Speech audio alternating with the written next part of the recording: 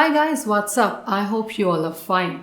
आज की वीडियो एक ऐसी सिचुएशन के बारे में है जहाँ पे कभी आपके साथ ऐसा हुआ कि किसी ने अचानक से आपके साथ इंग्लिश में कन्वर्सेशन करना स्टार्ट किया एंड आपके पास कोई उस टाइम रिप्लाई नहीं आया या कुछ माइंड में नहीं आया और आपने अपना नेटिव लैंग्वेज में बोलना स्टार्ट कर दिया। तो ऐसा हम सबके साथ होता है या कभी लाइफ में हुआ होगा। When somebody starts conversing with us in English, we don't know what to say suddenly and we just start speaking in our native language. So this video is all about 5 super tips how to handle situations like that. And before starting with that, मैं आपको thank you बोलना चाहती हूँ for commenting, liking and sharing my all the videos. Thank you so much for that.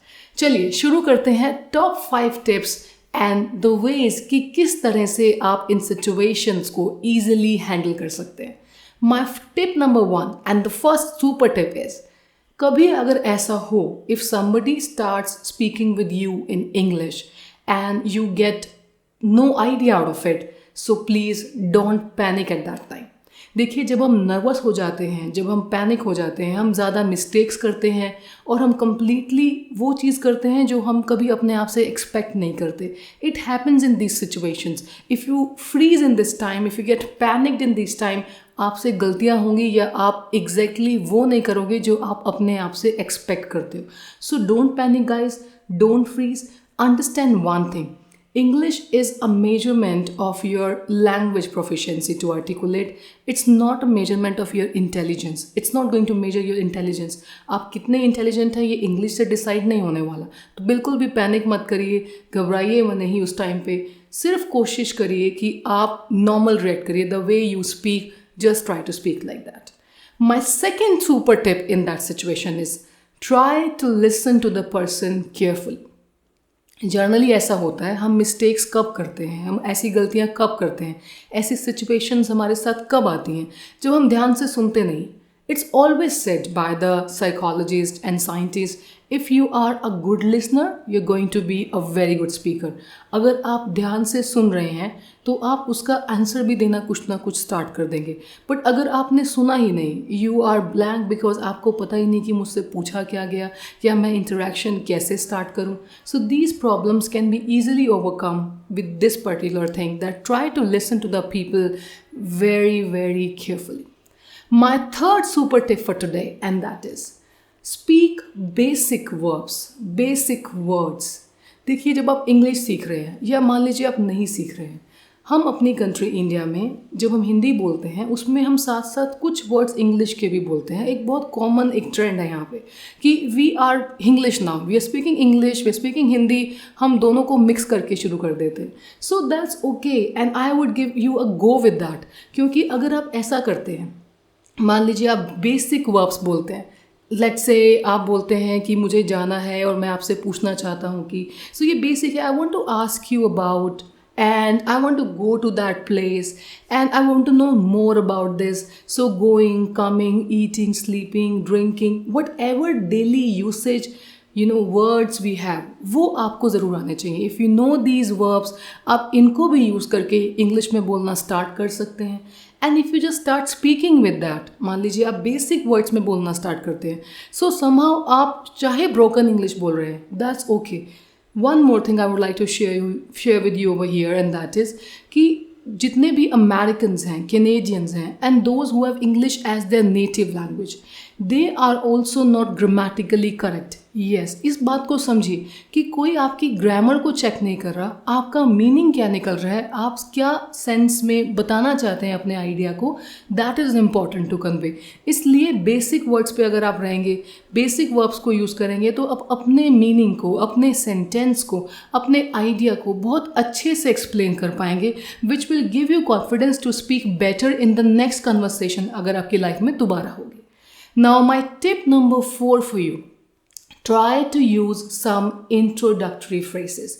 Basic introduction के phrases, sentences आपको आने चाहिए। I'm not saying that कि आप बहुत ज़्यादा learn करिए in the beginning. I would give you a go with that for the second level, means intermediate level, after your beginner level, कि आप जितना इंग्लिश सीखना चाहें एक चीज़ को कहने के 10 तरीके सीखना चाहें, that's wonderful, that's good. But अगर बिगनिंग में आप इतना कुछ सीखेंगे तो आप बेसिक भी कम्युनिकेट नहीं कर पाएंगे। That's why I am saying, जैसे किसी ने आपसे बात करना शुरू किया या ऐसी कन्वर्सेशन हुई जहाँ पे आपने किसी कॉल सेंटर पे कॉल किया या कस्टमर केयर पे कॉल किया, आपने बटन जो दबाया था वो हिंदी के लिए दबाया था, लेकिन somebody started speaking in English that how may I help you? So just try to introduce yourself at that situation. अपने बारे में बताइए, like my name is so and so, I belong to this city or place and at my home this is not working properly. अगर आपको मैं ये कहूँ it's not functioning properly और it's not working properly, दोनों sentence एक ही meaning को convey करते हैं कि ये चीज़ नहीं चल रही है घर में। सो अगर आप फंक्शनिंग लर्न करेंगे definitely it would take longer time to go, and अगर आप वर्क बोलेंगे तो हमें पता है हम उसको लाइफ में यूज़ करते हैं, इट्स ईजी टू स्पीक, आप बिल्कुल रिलैक्स हो जाएंगे कि आप ईजिली इसको बोल सकते हैं, right. That was super tip number 4। अब हम बात करते हैं सुपर टिप नंबर 5 जो सबसे इम्पॉर्टेंट है, and that is don't be superfluous with English language. कई बार ऐसा होता है students ask for new words for a basic word or they ask for variety of ways to speak something or sometimes they ask me कि ma'am इस चीज़ को 10 तरह से कैसे बोलेंगे। But I would suggest you guys, अगर आप beginner level के हैं, सिर्फ इंग्लिश बोलना आपने अभी अभी शुरू किया है, तो आप ऐसी चीज़ें मत करिए। You know why?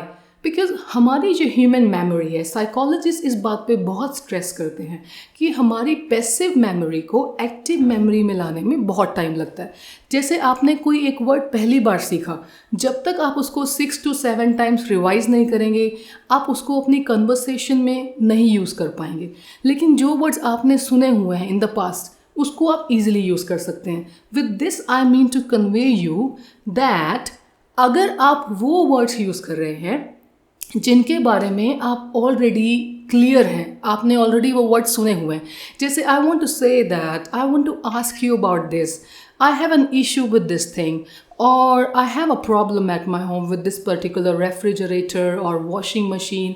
और या फिर आप कहते हैं मैं कहीं ट्रैवल करने गई और आपने रास्ता पूछा, सो you will say I want to know more about. So sometimes it's very difficult to ask them how long will it take to go there और how far is this particular location.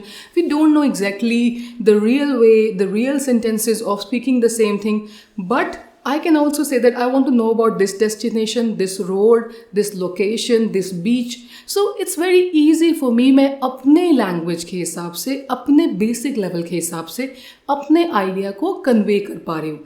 And if I am able to convey my idea in the simplest way possible, this is my super tip. क्योंकि आप जितना simple कर देंगे चीज़ों को, आपके लिए उतना ही बोलना सिंपल हो जाएगा। अब सारी बातों को एक बात में समझते हैं।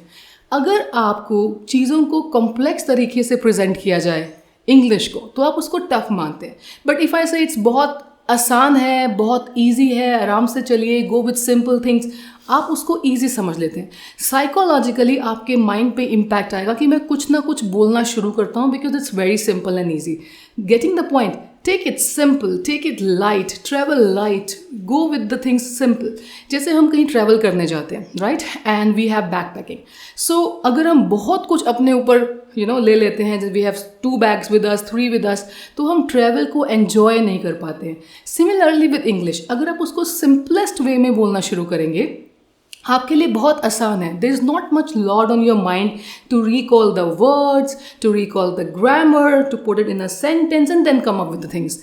आप बेसिक चीज़ें सिंपल तरीके से बोल सकते हैं। ग्रामेटिकली इनकरेक्ट हो सकती हैं, it could be broken English, but it would be a go. So I give you a thumbs up for it guys. अगर आप शुरू कर देते हैं, गलत बोलते हैं, 10 दिन के बाद, 15 दिन के बाद will be perfectly okay with that level, और आप रेडी हो जाएंगे नेक्स्ट लेवल के लिए।